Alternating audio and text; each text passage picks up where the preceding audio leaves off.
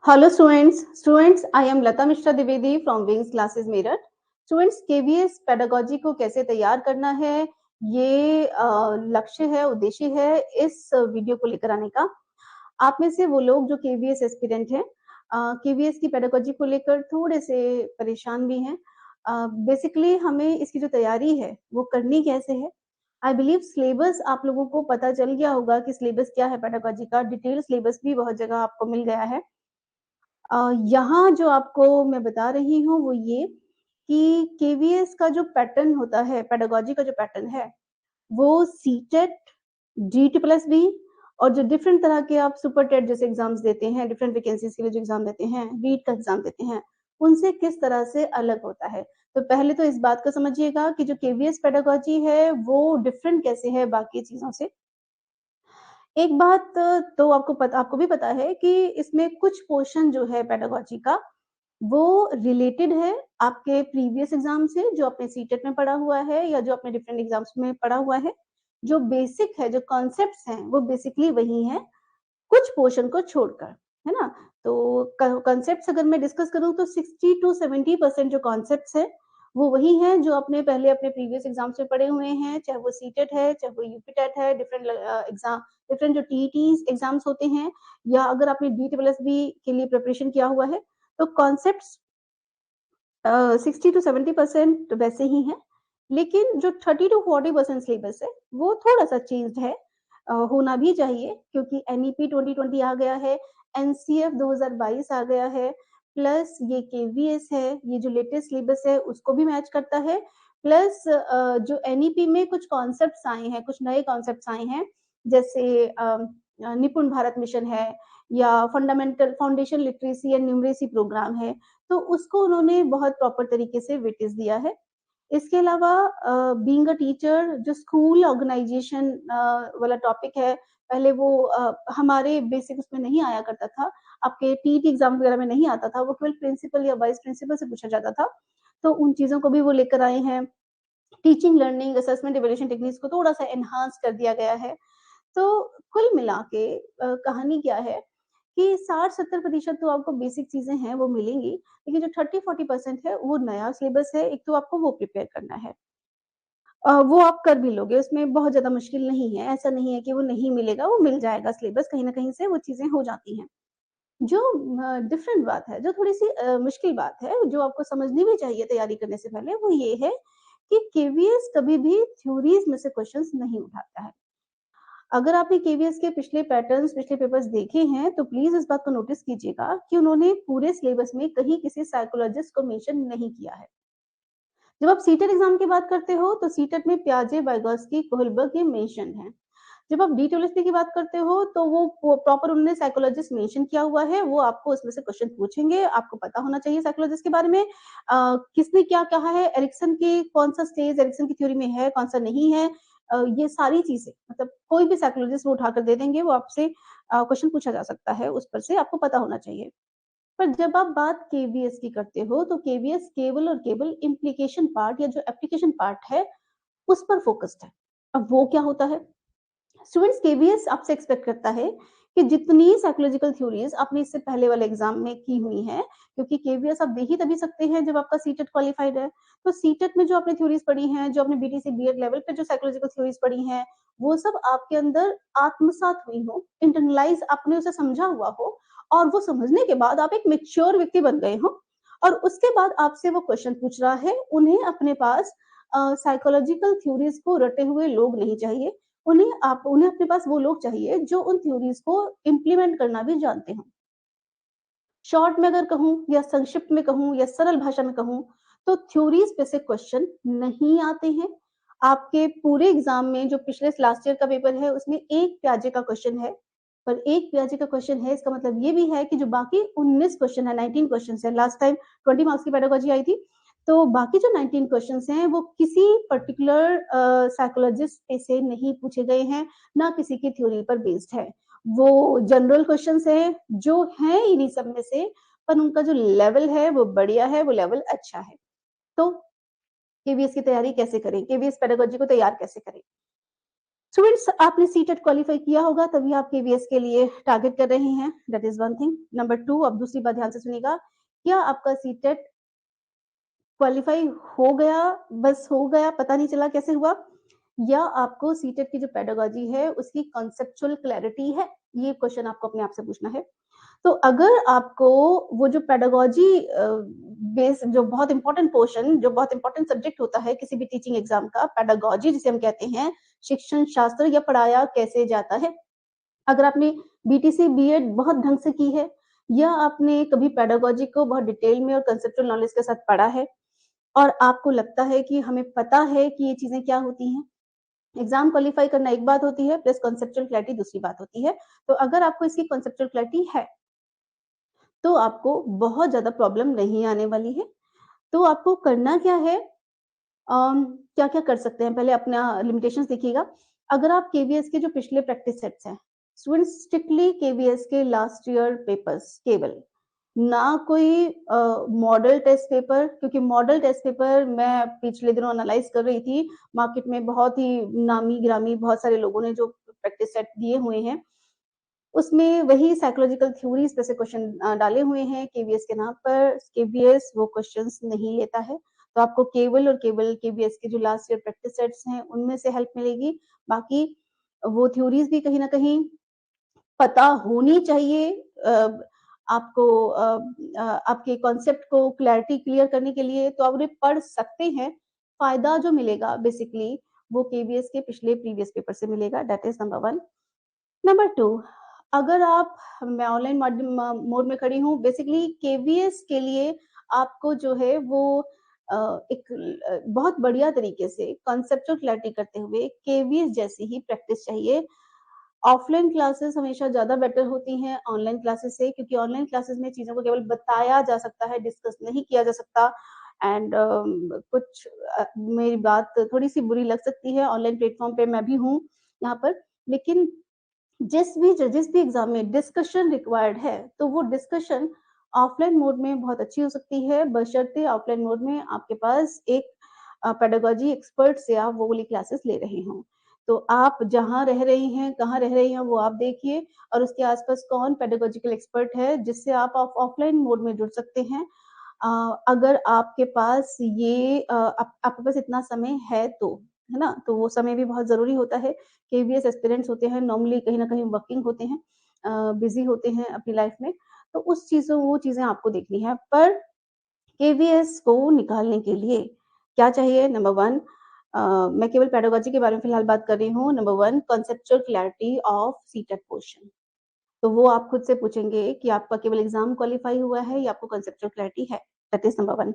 Number 2, अगर आपको CTET के वाइगॉस्की याद हैं और आपको उनकी थ्योरी याद है, जेडपीडी वाली, पोटेंशियल लेवल 1 से पोटेंशियल लेवल 2 तक पहुंचने के लिए वो जो स्कैफ फोल्डिंग याद है ना?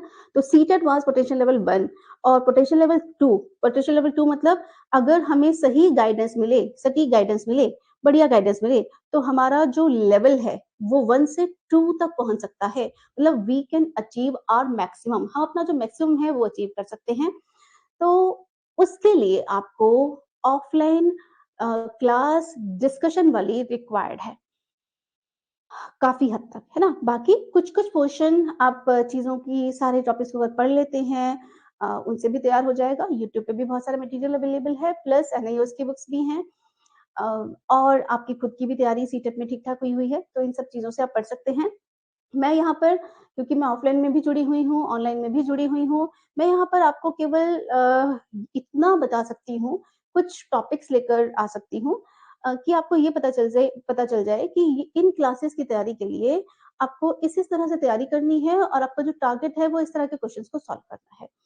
तो आई बिलीव अगर आपको मेरी बात समझ में आई है तो ये आपके लिए बहुत यूज़फुल रहने वाली है। मैं एक छोटा-सा टॉपिक, जो फर्स्ट टॉपिक ही है ना? हमें शुरुआत करनी चाहिए। मैं उस टॉपिक को ज़रा-सा 5 मिनट आपको लेकर दिखा रही हूँ कि इसके लिए आपको किस तरह से शुरुआत करनी है और कैसे तैयारी करनी है। स्टूडेंट्स, आपको पता है कि पेडागोजी में 5 सेगमेंट्स हैं। 5 सेगमेंट्स में जो क्वेश्चंस हैं 15 मार्क्स, 10, 10, 10। तो ये 60 मार्क्स कवर करते हैं। ये 60 मार्क्स का क्वेश्चन है। इसमें ये 15 मार्क्स बहुत अच्छे, बहुत स्कोरिंग 15 मार्क्स हैं। इसमें मैं सिलेबस बता रही हूँ, हालाँकि मैंने सिलेबस की वीडियो पहले डिस्कस की हुई है। ये जो 15 है, ये बहुत चैलेंजिंग मार्क्स है। इसमें साइकोलॉजी पोर्शन भी है और पेडागोजी पोर्शन भी है। साइकोलॉजी पोर्शन तो आपको पहले भी पता है, लेकिन role of teacher, role of learner, constructivism में रोल ऑफ टीचर क्या रहेगा, बिहेवियरिज़्म में रोल ऑफ टीचर क्या रहेगा, कॉग्निटिविज़्म में रोल ऑफ टीचर क्या रहेगा, देन रोल ऑफ लर्नर क्या रहेगा, डिसिप्लिन कैसा होगा, आपको नहीं मिल पाएगा, सीधे-सीधे नहीं मिल पाएँगी ये चीज़ें। You have to struggle for that. तो ये पोर्शन अच्छा पोर्शन है, बहुत बढ़िया पोर्शन है।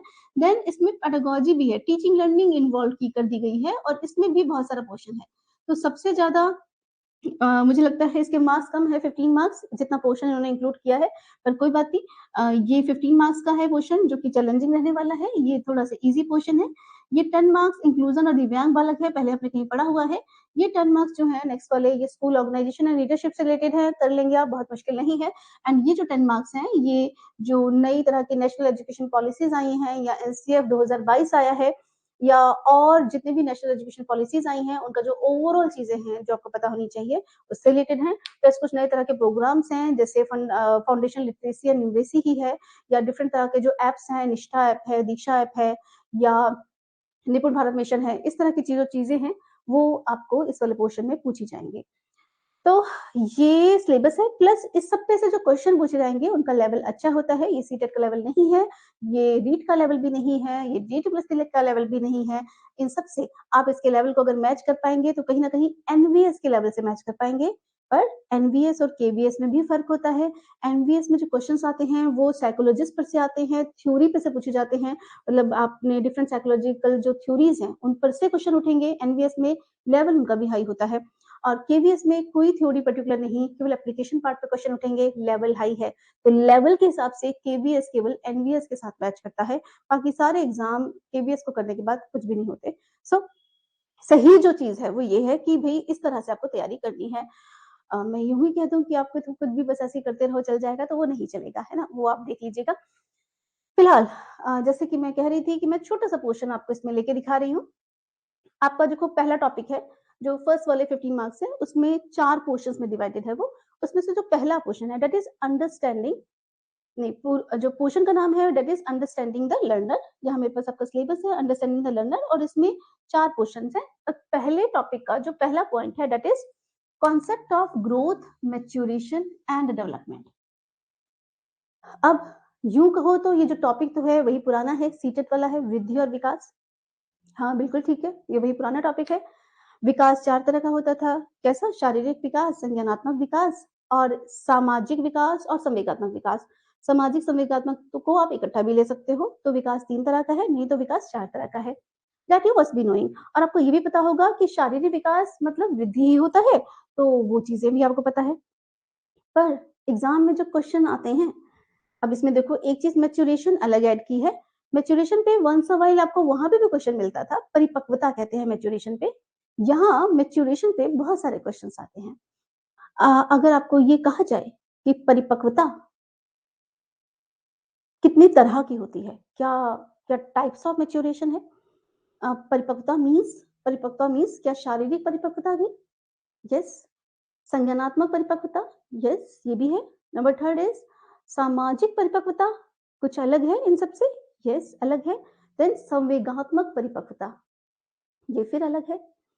अब शारीरिक परिपक्वता मतलब आपको पता है कि कुछ काम ऐसे होते हैं जिसके लिए शारीरिक रूप से परिपक्व होना ज़रूरी है। चाहे बच्चे को काम करना हो, काम करने की शुरुआत करनी हो, तो ऐज एक प्रॉपर ऐज होनी ही चाहिए। एक प्रॉपर ऐज से कम बच्चे को अगर आप मज़दूरी वग़ैरह कराते हैं, तो वो क्राइम माना जाता है। क्यों? बच्चा शारीरिक रूप से परिपक्व नहीं है। इसी तरह से जो मैरिटल ऐज है, वो मैं हल्का-हल्का सा बता रही हूँ। मैरिटल ऐज के लिए भी शारीरिक परिपक्वता चाहिए। हालाँकि संज्ञानात्मक परिपक्वता भी चाहिए और संवेगात्मक परिपक्वता भी चाहिए, लेकिन शारीरिक परिपक्वता होना, शारीरिक रूप से परिपक्व होना, फिज़िकली मैच्योर होना, उसके लिए ज़रूरी है। ठीक है? मैंने हल्का-सा बताया आपको कि जो टॉपिक है वो तो वही पुराना है, लेकिन इसमें से वो लोग जो क्वेश्चन्स उठाएँगे वो कहाँ से उठाएँगे, किस तरह के उठाएँगे और किस तरह की चीज़ों को तैयार करने के लिए आपको कैसे करनी है तैयारी, वो आपको देखना पड़ेगा। मैं मान रही हूँ कि केवीएस के लिए जो प्रिपेयर करने जा रहा है, वो अपने आप में मैच्योर स्टूडेंट है, वो अपने आप में इंटेलिजेंट है, उसे पता है कि उसे पता है कि जो कॉम्पिटिटिव एग्ज़ाम होता है, उस पर्टिकुलर एग्जाम को टारगेट करने के लिए हमें उसी डायरेक्शन में हिट करना पड़ता है। कुछ भी पढ़ते रहोगे किसी भी एग्जाम का तो नहीं चलता है। Okay, so that one is मैंने क्या डिस्कस किया, शारीरिक परिपक्वता। नंबर 2 इज संज्ञानात्मक परिपक्वता। हाँ, केवीएस जैसे एग्जाम को निकालने के लिए हमारा संज्ञानात्मक रूप से परिपक्व होना जरूरी है। We need to be cognitively mature. संज्ञानात्मक परिपक्वता मतलब ओपन तरीके से सोचना आना, खुले तरीके से सोचना आना, या दिमाग का बड़ी लेवल जो है वो बढ़िया होना। तो केवीएस में जो लोग पहुंचते हैं, मैं मानती हूँ कि उनके जो लेवल्स होते हैं वो संज्ञानात्मक रूप से बहुत विकसित लोग होते हैं, संज्ञानात्मक परिपक्वता उनमें होती है। Okay, that is second option. अब इस क्वेश्चन को जब आप सॉल्व करोगे और अगर आप सॉल्व कर पाओगे तो इसका मतलब माना जाएगा कि आप संज्ञानात्मक रूप से परिपक्व हैं। ये जो क्वेश्चन मैं अभी लेने वाली हूँ ये आपके पिछले एग्जाम में आया हुआ क्वेश्चन है केवीएस के। ओके, देन शारीरिक परिपक्वता की थोड़ी सी बात की, संज्ञानात्मक परिपक्वता की मैंने बात की। सामाजिक परिपक्वता, बताइए सामाजिक रूप से परिपक्व व्यक्ति किसे कहा जाएगा? इस पर हम यहाँ क्वेश्चन ही डिस्कस करने वाले हैं। तो फिलहाल अगर मैं आपसे पूछूं, चलो इसे डिस्कस ही कर लेते हैं साथ साथ में। देखिए ये पिछले केवीएस में आया हुआ क्वेश्चन है, सामाजिक परिपक्वता के गुण को सर्वाधिक उपयुक्त ढंग से वर्णन किया जा सकता है, कैसे? भाई, मित्रों को जीतने व लोगों को प्रभावित करने की योग्यता। वो व्यक्ति जो फ्रेंड सर्कल में अच्छा है ना, फ्रेंड्स के साथ अच्छा है, वो सामाजिक रूप से परिपक्व है। नंबर 2, उच्च स्तर का व्यक्तिक समायोजन, a high level of adjustment. समायोजन इज एडजस्टमेंट, ये सामाजिक परिपक्व रूप से परिपक्व व्यक्ति की निशानी है। नंबर 3 इज उच्च स्तर की सामाजिक समर्थता। सामाजिक समर्थता मतलब high level of competency, high level of social competency.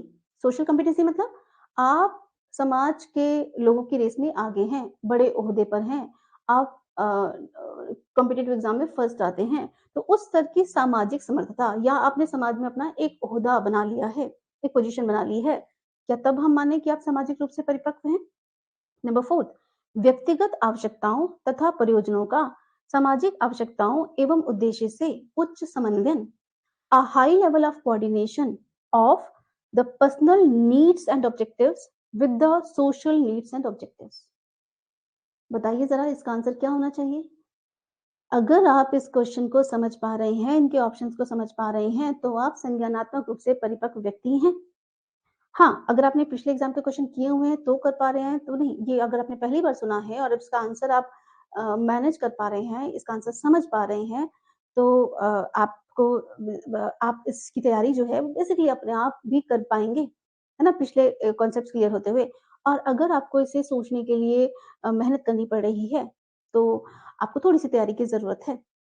ठीक है, अब आंसर इसका होगा मित्रों को जीतना व लोगों को प्रभावित करना। स्टूडेंट्स, ये केवल सामाजिक गुण है, ये केवल सामाजिक कौशल है, ये सामाजिक विकास में तो आ सकता है, सामाजिक परिपक्व व्यक्ति की निशानी है ऐसा नहीं है। ठीक है, this is not the answer. High level of adjustment, adjust करना सामाजिक परिपक्वता की निशानी है ऐसा बिल्कुल भी नहीं है, this is not the answer. High level of social competency, group में आगे होना, समाज में आगे होना, ये भी सामाजिक रूप से परिपक्व व्यक्ति नहीं है। सामाजिक रूप से परिपक्व व्यक्ति स्टूडेंट्स वो होता है जो जिसके लक्ष्य और उद्देश्य समाज के लक्ष्य और उद्देश्यों के साथ मैच करते हैं, जो समाज को जरूरत है। अगर समाज को बहुत अच्छे बच्चों की जरूरत है, चिल्ड्रन की जरूरत है, जो हर तरह से विकसित हों, और आप भी टीचर के रूप में अपना लक्ष्य बनाते हैं कि मेरे जो जिन बच्चों को आप तैयार कर रहे हैं वो ऐसे बच्चे हों कि वो समाज के लिए उपयोगी साबित हो सके। तो अगर आपके लक्ष्य और उद्देश्य समाज के लक्ष्य और उद्देश्यों के साथ मैच करते हैं, मतलब आप जो भी काम करते हैं उस काम को करते हुए आप समाज के बारे में सोच पा रहे हैं कि आपके द्वारा किए हुए काम, हमारे हाथ से जो निकले हुए टीचर्स हैं वो कहीं ना कहीं फर्दर जब टीचर बनेंगे तो वो इस लायक हैं कि वो कहीं ना कहीं अच्छे स्टूडेंट्स को डेवलप करने में सक्षम हो, ताकि डायरेक्टली इनडायरेक्टली हमारे हाथों से कुछ ऐसे स्टूडेंट्स